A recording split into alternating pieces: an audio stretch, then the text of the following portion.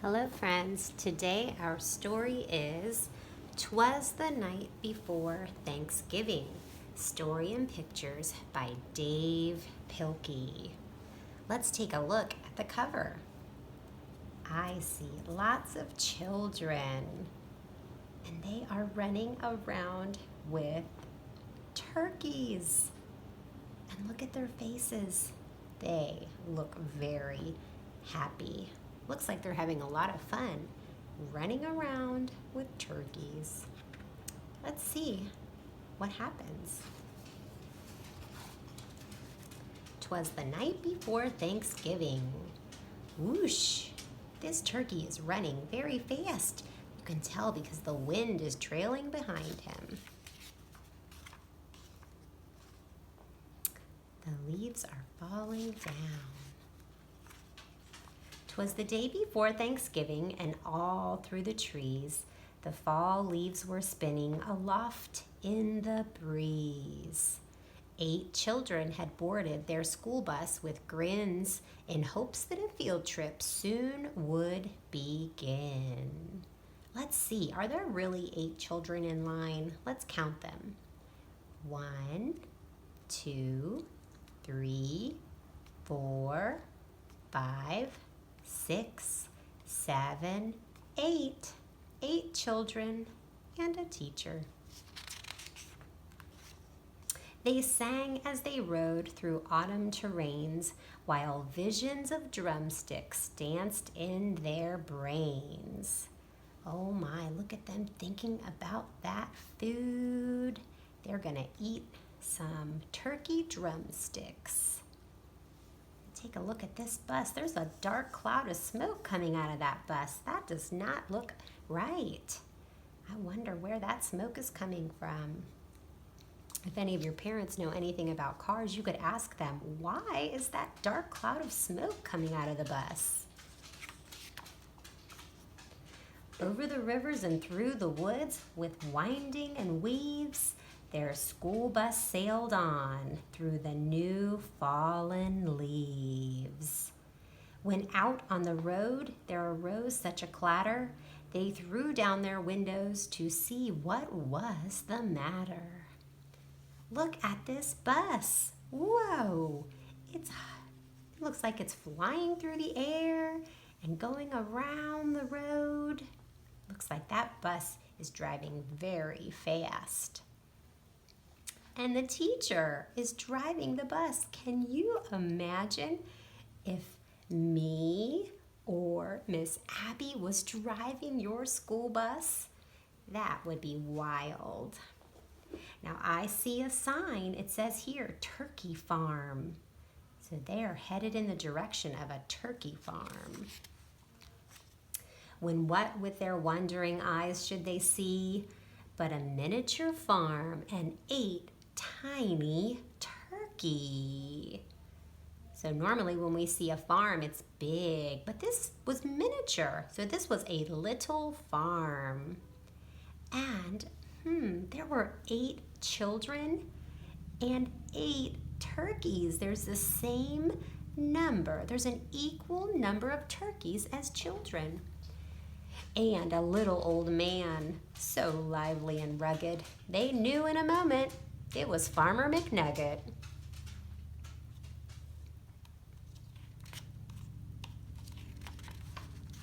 He was dressed all in denim. That's like blue jeans.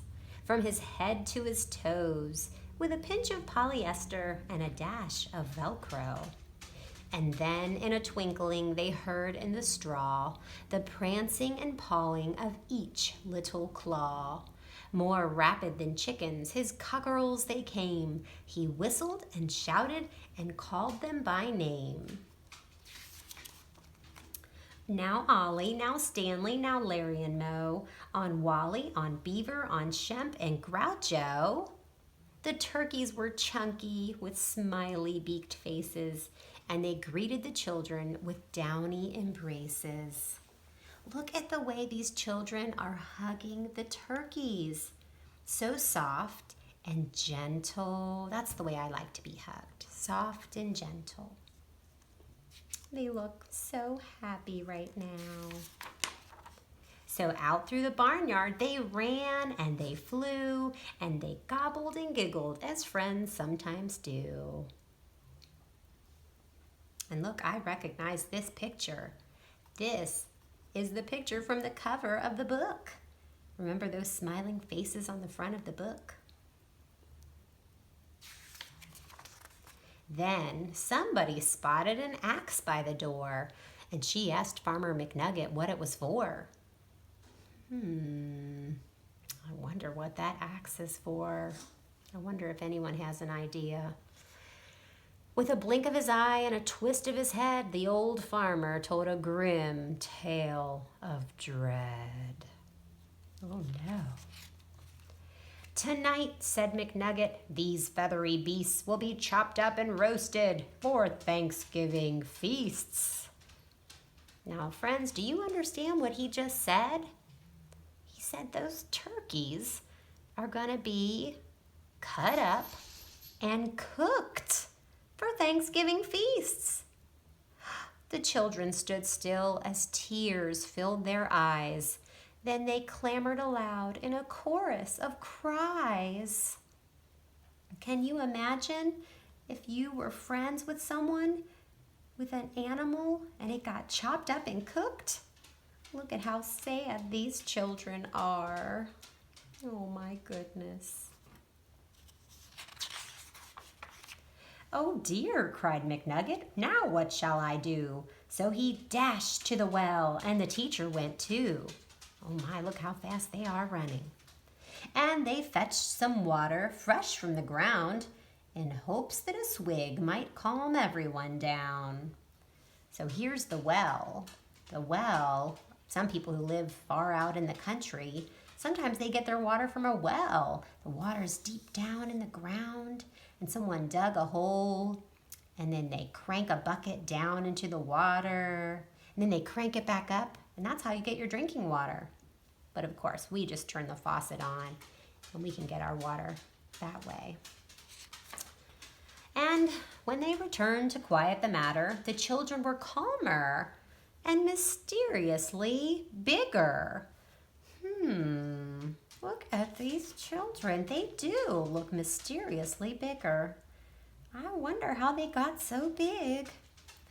The boys and girls drank up their drinks in the hay. Then old McNugget, they thanked old McNugget and waddled away.